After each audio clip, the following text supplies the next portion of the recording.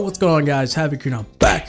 Welcome to 10 more Clash Royale concepts that make no sense. The series where we take stupid game mechanics and compare it to the real world. Why? I don't know, I guess I was just bored 3 years ago. I want to thank you all for the comments in the last episode though. Most of these are from comments and I want to give the dank credit where it's due. So, with that being said, let's get right into it. Why do troops just walk into bombs? Like, why are they so eager to walk forward? If you happen to see a bomb, I don't know, 50 feet away, would you A, run toward it, or B, run away? See, the most logical answer is run away, right? Well, most cards in Clash Royale tend to run face first in the bomb. Like, why? Sometimes it makes me question just how smart everyone is in the arena. Surely, in real life, nobody would willingly walk toward a bomb if they want to live, right? I mean, it's a bomb. You know what, I shouldn't say that too much because YouTube is looking at me. They might demonetize this video, but let's move on. You know what else doesn't make sense? My bank account. How the heck did I go so broke? Whoa. Nah, but really, if guns exist in the game, why isn't everyone using them? Look, just look. You ever heard the phrase, never bring a knife to a gunfight? Yeah, it basically means your knife is kind of useless because your enemy has something way more effective. So if you were a king in Clash Royale gathering up troops, why bother with knives or axes or all that trash? Just give everyone a gun and bam! Easy peasy, match be over in like 10 seconds. But yeah, that doesn't happen. We see half the field using swords and the other half with guns, which so happen to do about the same exact damage, so nothing makes sense here. How does the Electro Spirit shock multiple troops after only targeting one? Well, that's easy, HaVoC. Electricity is just traveling to all of them, duh. Case closed. Well, no, see, electricity wouldn't travel to all of them just like that.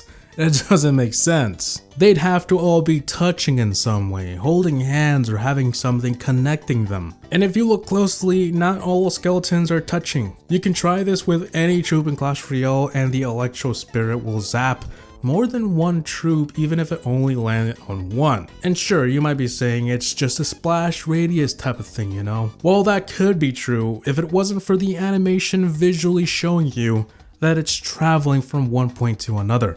Huh, see? Doesn't make any sense. Why do objects that troops drop when they die just disappear after a few seconds of it being on the ground? We all know they drop elixir and it gets absorbed by the ground. You know, it just, liquid can get absorbed and disappear, you know, we all know that. That one makes more sense, but what about arrows, shields, swords? Where do they go? They disappear right in front of our eyes and we never see them again. Imagine this, being in a war. And your mate dies, unfortunately, and then you see him turn into elixir, and his sword magically fading away like someone put water on your cotton candy. Whoa, I'd be shooketh. Why is the knight and prince wearing armor from two different eras of history? I mean, was one not updated for over 100 years and just never apparently got the message? You know, now that we're on this topic, a lot in Clash Royale is in a different era.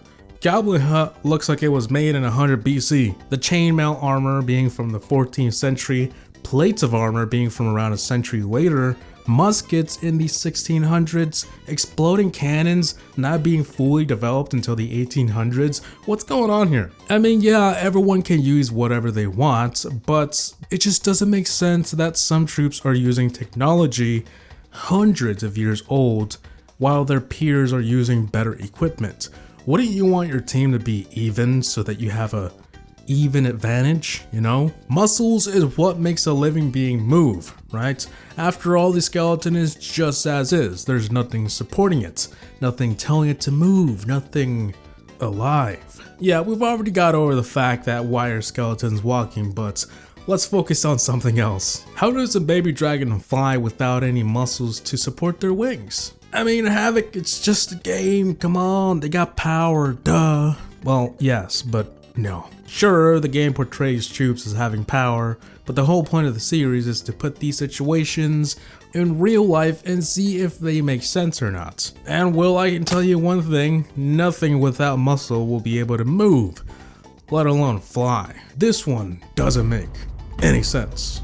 Or as we said in the previous episode, factually incorrect. Who is operating the cannon? You know, I don't even care where the cannonballs are coming from at this point. The bigger question is who the heck is controlling it? In Clash Royale, most buildings have something or someone controlling it. But when it comes to the cannons in a few of the buildings, they all just happen to control themselves. I mean, even if it was an artificial intelligence, the AI would still need a pair of eyes. And what I mean by that is you would need a camera or something. Or a sensor, you know, so you could detect the targets and look around. But these buildings don't have that. They're like old wood and steel. Of course they don't have cameras. I mean, we could just assume that there's someone underground, but how are they seeing? Even if you had a camera somewhere hiding with a bird's eye view, you can't possibly be so accurate with your shots. Something isn't adding up here. How is the witch spawning skeletons in a stone stadium like Pekka's Playhouse in the Legendary Arena, but it looks like it's just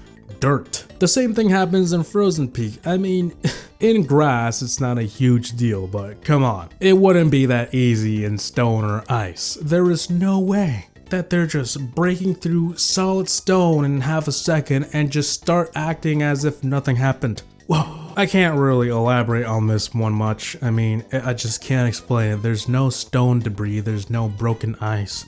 It's just a hole with some dirt. How does the executioner hit airing ground troops at the same time? To be fair, in-game things look as though they're like 1 foot apart.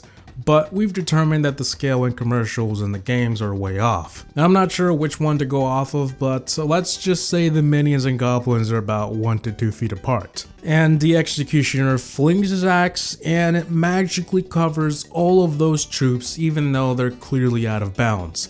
How does that make sense? I mean, we've already discussed in a previous episode, how does the axe even come back if it's hitting objects on the way there and back? But now it's time for a bigger question, like, how is it hitting everyone like they were just lined up perfectly in one small space? No, that wouldn't happen in real life. How do troops get hit by electricity and just walk it off? Alright, maybe a small zap wouldn't like kill you, right? It really depends on how strong it is, but what about getting zapped by these troops repeatedly? What happened? Did they fall to the ground? Lose conscience? Did they die? No, they just got up and kept attacking. Come on, man. What about the lightning? No, you wouldn't be okay after that, trust me. Yes, 90% of people who are struck by lightning survive, but they don't just walk it off and keep attacking. No, there's a whole list of complications they face afterwards. In one Clash Royale commercial, it appears the outcome is different. This is more accurate. The goblin fell and is shook and he can't move, you know? He's out. He didn't just keep attacking, you know? But that doesn't happen in the game, just in a commercial, so please explain. So guys, I think that should be it for this episode of 10 Clash Royale concepts that make no sense. I hope you guys enjoyed today's video and thank you all for the comments on the last episode. You guys left some really great ideas. Feel free to comment some more if you want. And yeah, as always, I hope you guys enjoyed today's video. Please like, comment, and subscribe. And as always, thanks for watching. Have a gaming out. Peace.